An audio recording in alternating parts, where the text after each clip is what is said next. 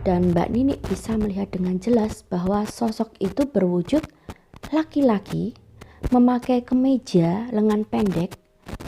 Jadi penggambarannya seperti manusia memakai kemeja lengan pendek dan bercelana pendek selutut yang berbahan katun.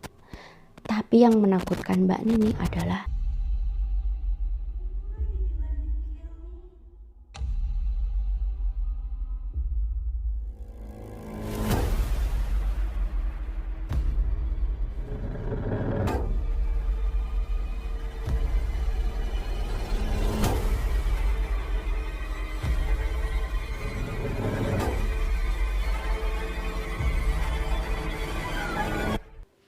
Halo, Assalamualaikum. Terima kasih sudah singgah di channel ini.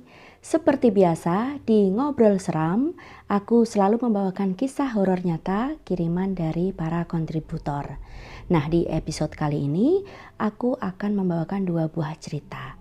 Cerita yang pertama adalah pengalaman dari seorang sahabat yang sedang berdinas di kota Hanoi di negara Vietnam. Sedangkan kisah yang kedua adalah pengalaman seorang sahabat lainnya yang berada di sebuah kamar kos di daerah Surabaya. Seperti apa ceritanya?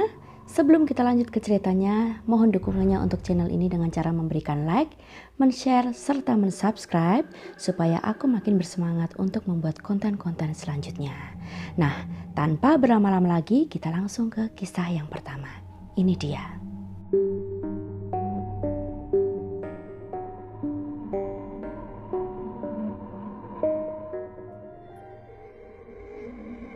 Kisah yang pertama ini dikirimkan oleh salah seorang sahabat yang kita panggil saja dengan sebutan Mbak Nini yang berdomisili di kota Jakarta. Jadi peristiwa ini terjadi pada tahun 1995 saat Mbak Nini ini ditugaskan di negara Vietnam dan ditempatkan di Wisma Negara yang terletak di kota Hanoi. Nah, Wisma Negara itu berbentuk bangunan kolonial yang kuno yang sudah lama sekali dan pintu serta jendelanya itu berukuran besar dan tertutup kaca. Saat itu Mbak Nini hanya sendirian berada di Wisma Negara tersebut karena penghuni-penghuni lainnya belum datang. Pada hari pertama Mbak Nini ini sampai di Wisma Negara, dia disibukkan dengan kegiatan menata barang-barangnya yang dia bawa dari Indonesia. Nah, pada pukul 9 malam karena dia sudah kelelahan, akhirnya Mbak Nini pun jatuh tertidur.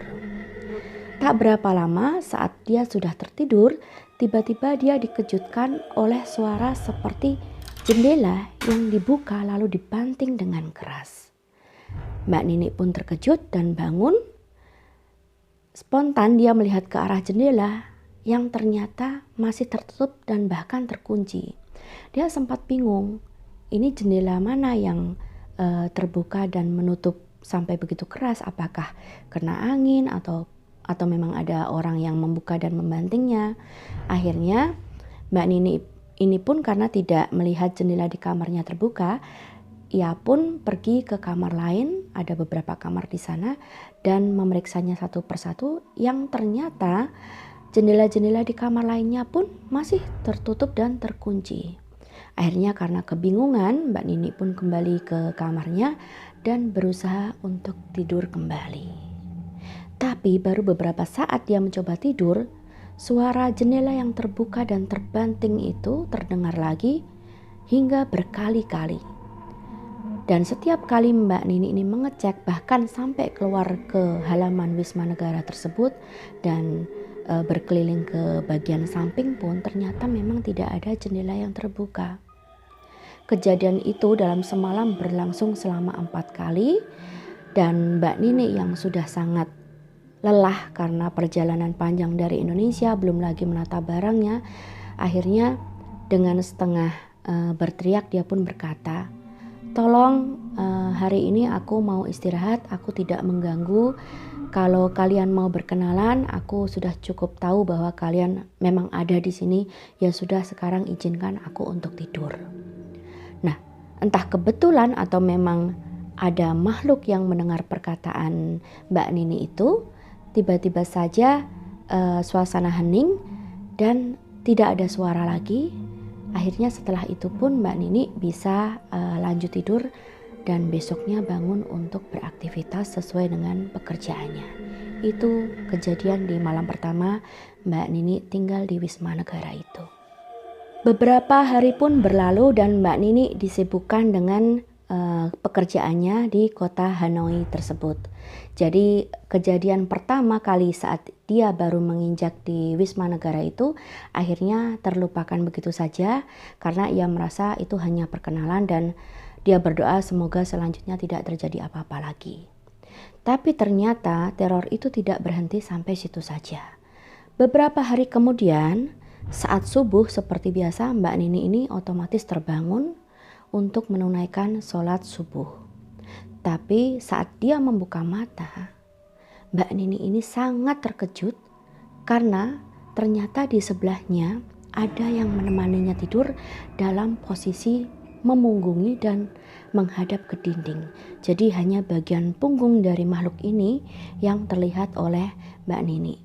Makhluk itu berwujud seorang perempuan yang bisa dilihat dari bentuk tubuhnya ya, serta dengan rambutnya yang panjang hingga ke kaki dalam posisi yang membelakangi Mbak Nini. Saat itu Mbak Nini yang terbangun dalam keadaan terkejut, dia tidak bisa berkata apa-apa dan tidak bisa bergerak seolah tubuhnya itu kaku. Dia berusaha untuk bangkit dan lari tapi ternyata tidak bisa. Dia yang sudah ketakutan, Mbak Nini ketakutan, hanya bisa membaca doa dalam hati hingga akhirnya sosok itu pun yang menemani dia tidur itu akhirnya pelan-pelan menghilang dengan sendirinya. Untunglah saat itu Mbak Nini tidak melihat makhluk itu berbalik atau bahkan menyentuhnya ya. Yang disyukuri Mbak Nini sampai saat itu karena makhluk itu tidak menampakkan wajah dan tidak menyentuhnya.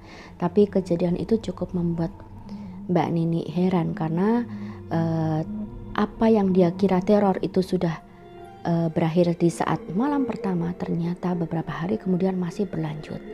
Semenjak kejadian itu Mbak Nini lumayan agak was-was karena kalau ada kejadian yang kedua, pasti nanti akan ada kejadian-kejadian yang selanjutnya.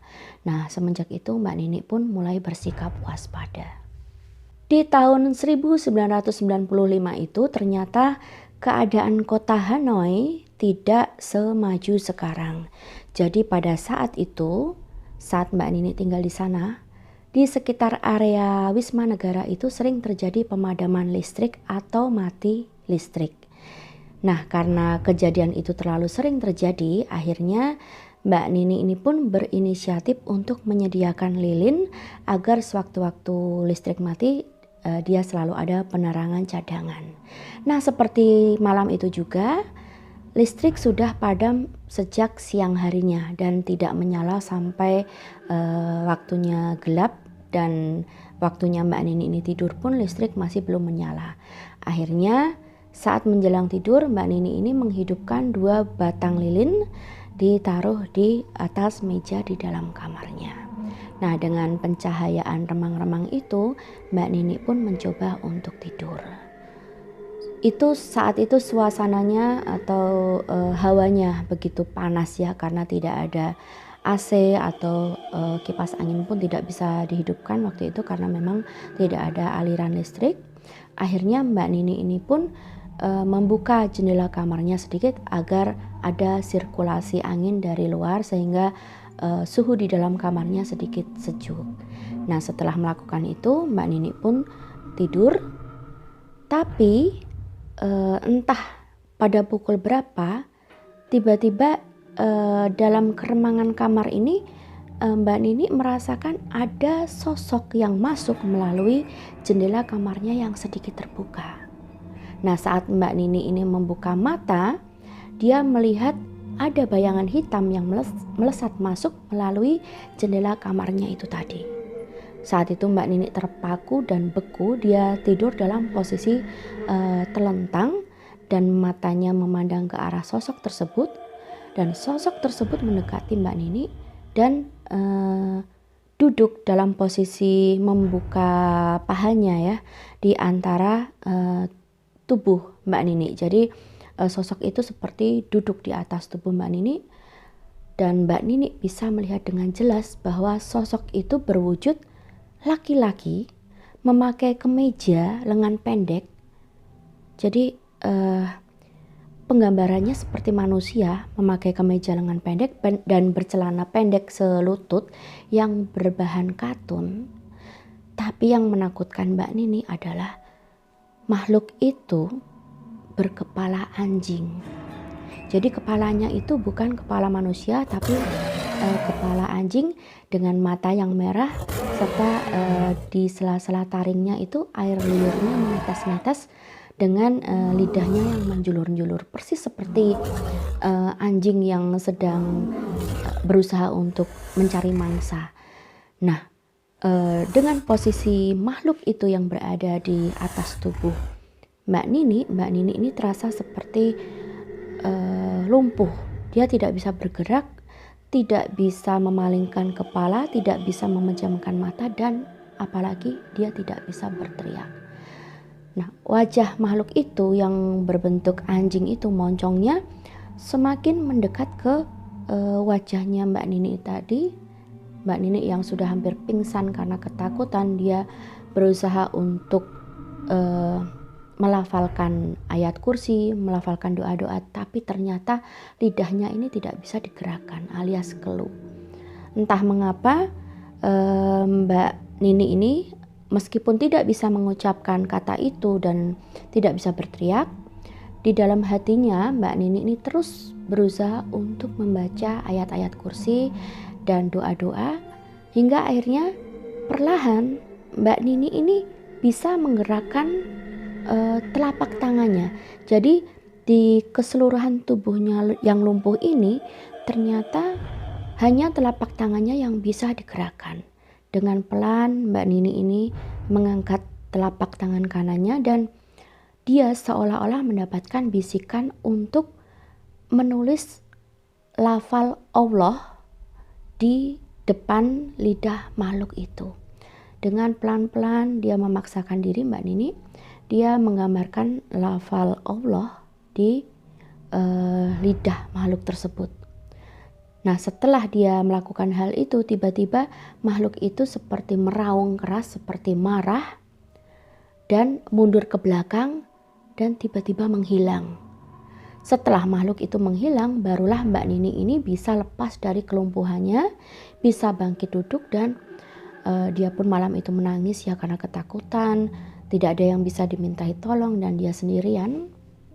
Tapi syukurlah makhluk itu akhirnya pergi. Nah, saat makhluk itu pergi, listrik pun belum juga menyala. Akhirnya Mbak Nini ini dengan sisa-sisa keberaniannya mencoba untuk bangkit, dan ia menyalakan sebanyak 10 buah lilin secara bersamaan supaya kamarnya ini menjadi terang benderang. Dan syukurlah tak berapa lama setelah itu, sebelum lilin-lilinnya habis, ternyata listriknya pun menyala kembali, aliran listriknya hidup. Nah, itulah kejadian-kejadian yang pernah Mbak Nini alami selama bertugas di kota Hanoi di Vietnam, dan pengalaman itu menjadi suatu pengalaman yang tidak pernah dilupakan oleh Mbak Nini sepanjang hidupnya, karena dia bukanlah orang yang peka atau bisa melihat sesuatu atau mempunyai indera keenam, tapi entah mengapa saat berada di Hanoi itu seolah-olah indera keenamnya terbuka begitu saja dan banyak sekali gangguan yang dialaminya. Untunglah setelah kejadian terakhir dengan makhluk berkepala anjing itu, seterusnya atau selanjutnya tidak pernah ada lagi gangguan-gangguan yang Mbak Nini alami, hingga akhirnya beliau kembali ke Indonesia dan ke kota tempat tinggalnya, itu kota Jakarta. Nah, itu tadi teror yang dialami oleh Mbak Nini di kota Hanoi di negara Vietnam. Kita lanjut ke kisah yang kedua.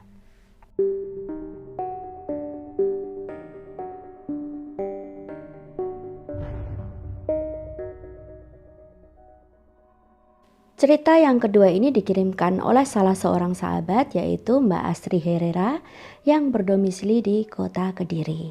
Halo Mbak Astri, Assalamualaikum. Terima kasih sudah mengirimkan cerita ini untuk kami. Nah, di cerita ini Mbak Astri tidak menjelaskan pada tahun berapa kejadiannya, tapi yang jelas waktu itu Mbak Astri diterima bekerja di kota Surabaya.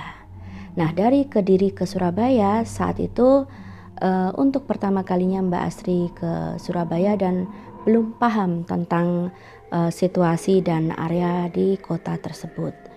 Nah, oleh salah seorang temannya yang kita panggil saja dengan sebutan Sinta, akhirnya Mbak Astri ini pun dibantu untuk mencarikan tempat kos untuk dia tinggal di sana. Nah, atas bantuan Sinta ini, akhirnya mereka pun mendapatkan sebuah kamar kos yang terdiri dari 2 lantai, yaitu lantai pertama adalah kamar nomor 1 sampai nomor 4, sedangkan lantai atas atau lantai 2 itu adalah kamar nomor 5 sampai nomor 9. Nah, kamarnya Mbak Astri ini terletak di nomor 9. Jadi Mbak Astri itu tinggal sendirian di kamarnya yang nomor 9 tersebut.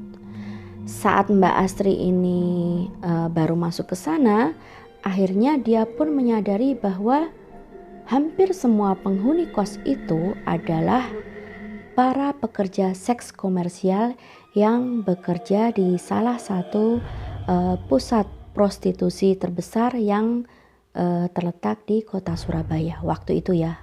Sekarang sudah tidak ada lagi.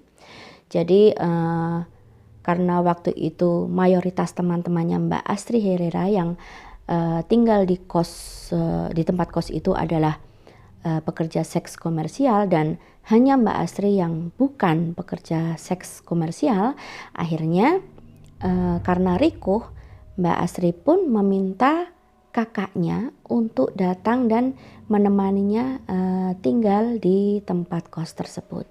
Kita panggil saja kakaknya dengan sebutan Mbak Ani gitu ya. Oke, jadi Mbak Astri dan Mbak Ani pun akhirnya tinggal bersama di kamar kos nomor 9 itu. Mbak Astri Herrera ini bekerja sebagai buruh. Nah, setelah 1 minggu Mbak Astri dan Mbak Ani ini tinggal di tempat kos tersebut, pada suatu petang menjelang maghrib mereka baru saja kembali dari membeli nasi goreng. Jadi mereka membawa nasi goreng itu ke lantai 2 ke kamar mereka. Saat melewati kamar nomor 6 yang sama-sama terletak di lantai 2 tersebut, mereka mendengar ada pasangan lelaki dan perempuan yang sedang bertengkar hebat. Nah, saat mereka melintas di depan kamar nomor 6 itu, kakaknya Mbak Astri ini sempat melirik ke dalam kamar yang biasanya selalu tertutup itu. Lalu kakaknya Mbak Astri itu bilang, kamarnya mengerikan sekali, kotor sekali, kumuh, banyak sarang laba-laba di sana, juga cuma diterangi lampu bolam 5 watt saja remang-remang. Nah, kakaknya Mbak Astri ini yang kita panggil saja tadi namanya Mbak Ani ya. Mbak Ani bilang seperti itu. Mbak Astri pun menegur Mbak Ani, udah biarin, jangan dilihatin, mereka lagi berantem, jangan ngeliatin orang berantem lah, biarin aja udah. Nah, pasangan itu pun masih bertengkar hebat. Jadi meskipun tidak melongok ke dalam kamarnya atau melihat ke isi-isi kamarnya, tapi Mbak Astri ini sempat melihat bahwa pasangan yang bertengkar ini adalah seperti pasangan orang keturunan atau orang Tionghoa gitu ya. Jadi mereka bertengkar, entah apa yang diributkan, tapi yang jelas pertengkaran itu lumayan nyaring. Nah, karena Mbak Astri ini rikuh, akhirnya Mbak Astri pun cepat-cepat menarik tangan kakaknya untuk segera kembali ke kamar mereka. Nah, karena kamar mereka itu sempit ya, kecil, jadi Mbak Astri dan Mbak Ani ini makan dengan posisi berhadapan. Mbak Ani ini posisinya menghadap ke arah pintu keluar. Jadi dia bisa memandangi pintu keluar. Sedangkan Mbak Astri ini duduk di depan pintu, jadi posisinya menghadap ke Mbak Ani. Jadi posisi Mbak Astri ini menghadap ke arah dalam kamarnya. Otomatis dia membelakangi pintu. Saat mereka sedang asik makan itu, tiba-tiba Mbak Ani ini berbisik kepada Mbak Astri. "Dek, itu pasangan yang bertengkar itu lewat di belakangmu."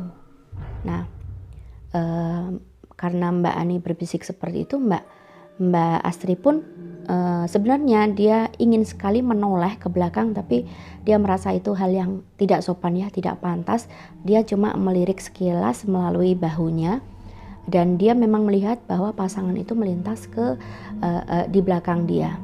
Jadi setelah pasangan itu melintas, Mbak Astri ini melihat sekilas bahwa keduanya ini memakai alas kaki hanya sendal jepit biasa, karet itu. Yang laki-laki memakai celana jeans panjang, sedangkan yang perempuan ini memakai celana jeans agak pendek, yaitu 3/4 gitu, jadi setengah betis, agak pendek ya. Keduanya memakai celana jeans dan pakai sendal jepit keduanya. Nah, setelah mereka melewati belakang punggungnya Mbak Astri ini, ternyata tujuan mereka di balkon ujung, dan di sana mereka melanjutkan bertengkar lagi seperti tadi yang mereka lakukan di dalam kamar mereka. Nah, melihat pasangan itu bertengkar kembali, Mbak Ani yang kakaknya Mbak Astri tadi bilang, "Tadi aku lihat itu mereka wajahnya pucat banget. Ini yang perempuan malah ada seperti ini loh, mata panda gitu, hitam, lingkaran mata. Apa mungkin lebam ya, habis diajar suaminya atau bagaimana?" Mbak Ani bilang begitu.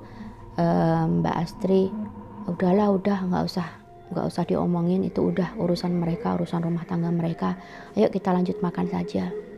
Nah, mereka pun tetap melanjutkan makan dan berusaha untuk tidak membahas tentang pasangan itu lagi. Akhirnya mereka sudah selesai, mereka pun malam itu lanjut tidur seperti biasa. Dan keesokan paginya, bapak kos, pemilik kos itu datang mengetuk satu persatu kamar kos tersebut untuk meminta iuran kepada para penghuni kos tersebut, yang kalau tidak salah waktu itu beliau meminta iuran untuk membeli grendel dan gembok untuk gerbang kos. Jadi aku juga nggak tahu kenapa bapak kos meminta sumbangan kepada para penghuni kos dan bukannya membeli dengan dana sendiri. Tapi yang jelas saat itu menurut penuturan Mbak Astri, bapak kos ini mengetuk satu persatu meminta iuran dengan jumlah yang sama ke tiap-tiap penghuni kos itu. Nah, sesampainya di kamar Mbak Astri, kakaknya Mbak Astri pun bertanya kepada bapak kos tersebut, "Loh Pak, semua penghuni kos ini dimintai iuran?" "Iya Mbak, kenapa?" "Adil, pokoknya adil sama rata jumlahnya." Pak kosnya bicara seperti itu. Lalu Mbak Ani ini bilang, "Loh kok kamar yang nomor 6 kok tidak dimintai iuran juga? Kok kenapa nggak diketuk, nggak dibangunkan?" Nah, si bapak kos ini bingung. Lalu dia pun berkata, "Kamar nomor 6. Kamar nomor 6 ini kosong Mbak, nggak ada penghuninya. Nggak ada penghuni kos di situ, dan memang sudah saya kosongkan sejak lama." Nah, mendengar hal itu, Mbak Astri dan Mbak Ani pun otomatis heran dong, karena baru saja tadi malam mereka melihat ada pasangan suami istri atau entah pasangan apalah itu yang bertengkar hebat di dalam kamar kos itu, dan bahkan mereka bisa melihat situasi di dalam kamar kos itu yang pintunya terbuka dengan kondisi yang penuh sarang laba-laba, pengap, kotor, lantainya tidak disapu, dan hanya diterangi cahaya lampu 5 watt. Nah, mendengar perkataan itu, Pak kosnya pun juga kekeh bilang, "Mbak, kamar kos itu bersih.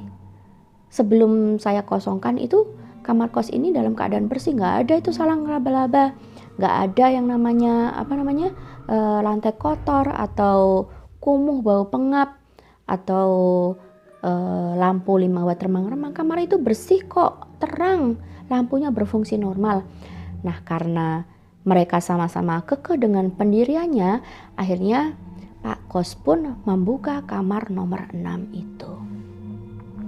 Setelah Pak Kos itu membuka pintu kamar nomor 6, Mbak Asri dan Mbak Ani pun seketika shock, terkejut saat melihat penampakan bagian dalam kamar nomor 6 itu.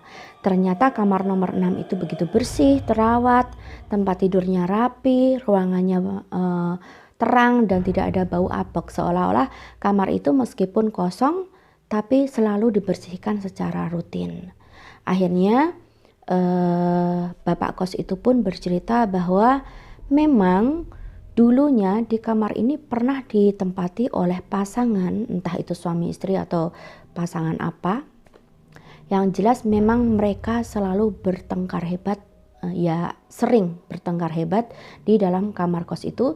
Dan bahkan si lelaki ini sering membiarkan perempuannya, entah istrinya atau pacarnya ini, dalam keadaan telanjang dan dibiarkan begitu saja di depan kamar nomor 6 itu. Jadi setiap kali mereka bertengkar, si lelaki ini sering main tangan kepada yang perempuan dan bahkan pernah membiarkan perempuannya ini dalam keadaan telanjang, dibiarkan begitu saja semalaman berada di depan kamar kos itu. Dan menurut penuturan pemilik kos, karena Mbak Astri dan Mbak Ani ini nggak begitu melihat dengan jelas wajah yang lelaki ya, tapi Bapak kos ini mengatakan bahwa memang perempuan yang dilihat Mbak Ani ini, sosok penghuni kamar nomor 6 ini, memang ada keturunan Tionghoa, dan menurut Mbak Ani ada seperti jelaga atau lebam berwarna hitam di bawah matanya. Lalu Pak Kos itu berkata, iya, kalau masalah lebam hitam itu mungkin karena memang waktu itu dia sering dihajar oleh pasangannya. Lalu Mbak Astri ini dan Mbak Ani pun bertanya, lalu bagaimana keadaan ini Pak, pasangan ini? Kok kami melihat penampakan seperti itu? Apakah mereka masih hidup atau bagaimana Pak? Lalu Pak Kos ini pun berkata, saya kurang tahu kejadiannya. Di kos ini sih tidak terjadi apa-apa. Mereka cuma bertengkar dan lalu setelah itu pindah. Tapi dengan mendengar penjelasan seperti itu, sebenarnya baik Mbak Astri dan Mbak Ani pun tidak mempercayai begitu saja, tapi juga berusaha untuk tidak ingin mencari tahu lebih jauh tentang apa yang terjadi. Kalaupun mungkin seandainya pasangan yang dilihat Mbak Astri dan Mbak Ani ini masih hidup, lalu mengapa mereka melihat penampakan hantunya? Dan seandainya pasangan ini sudah meninggal di tempat lain, lalu mengapa hantunya masih menampakkan diri di tempat kos ini? Nah, itu menjadi pertanyaan yang besar bagi mereka. Akhirnya karena ketakutan, Mbak Astri dan Mbak Ani pun menelpon kakak lelaki mereka untuk segera datang menjemput mereka. Mereka sangat ketakutan, akhirnya mereka tidak berani lagi berada di lantai 2 tersebut dan mereka meminta kepada Mbak Sinta yang temannya Mbak Astri tadi untuk menjemput mereka. Jadi rencana mereka adalah kakak lelaki mereka ini mengambilkan barang-barang mereka di kamar mereka nomor 9 itu, dan mereka akan menunggu kakak laki-laki mereka itu di rumah Mbak Santi. Sambil menunggu Mbak Santi datang, warga kos lainnya yang sebagian besar adalah pekerja seks komersial itu berkata kepada Mbak Astri, begini, Mbak, kalau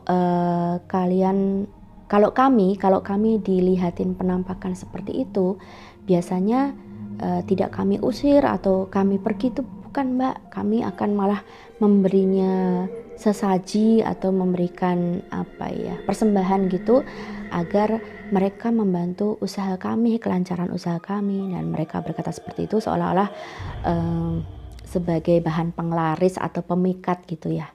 Tapi Mbak Astri bilang, ya itu mungkin bagi kalian ya, tapi bagi aku tidak membutuhkan hal-hal seperti itu karena toh aku cuma buruh. Untuk apa aku harus bekerja sama dengan makhluk-makhluk seperti itu. Nah, akhirnya setelah Mbak Santi itu datang menjemput Mbak Ani dan Mbak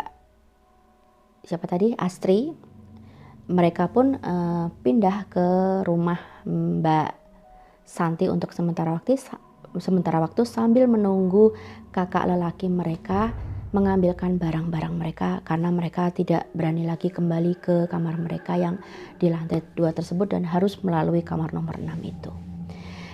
Nah, akhirnya itu kisah Mbak Astri yang tinggal di tempat kos itu hanya selama 1 minggu karena dia tidak sanggup lagi berlama-lama berada di tempat kos tersebut. Nah, itu tadi cerita horor yang dialami Mbak Astri Herrera dari kota Kediri. Nah, itulah 2 buah cerita kiriman dari Mbak Nini di Jakarta dan Mbak Astri Herrera dari kota Kediri. Terima kasih kepada Mbak Nini dan Mbak Astri yang sudah berkenan membagikan cerita kalian untuk aku bacakan kembali dan kita nikmati bersama-sama. Dan juga terima kasih kepada teman-teman yang sudah menyaksikan video ini hingga selesai. Juga mungkin bagi kalian yang mempunyai pengalaman seram seperti ini dan ingin berbagi dengan kami, silakan kirimkan kisah horor kalian ke DM Facebook, DM Instagram, atau ke WhatsApp nomorku langsung. Bisa diketik atau bisa di-record voice. Nah, sepertinya hanya ini saja dulu untuk sementara. Kalau ada kurang lebihnya aku mohon maaf, mungkin ada kesalahan penyampaian, kesalahan kata atau kesalahan penyebutan, mohon dimaafkan. Dan semoga kita bisa mengambil hikmah dari kedua cerita ini. Akhir kata, jaga kesehatan kalian karena sekarang masih masa pandemi, dan semoga kisah ini bisa sedikit menghibur kalian di waktu senggang kalian. Nah, akhir kata, terima kasih sekali lagi dan Assalamualaikum warahmatullahi wabarakatuh.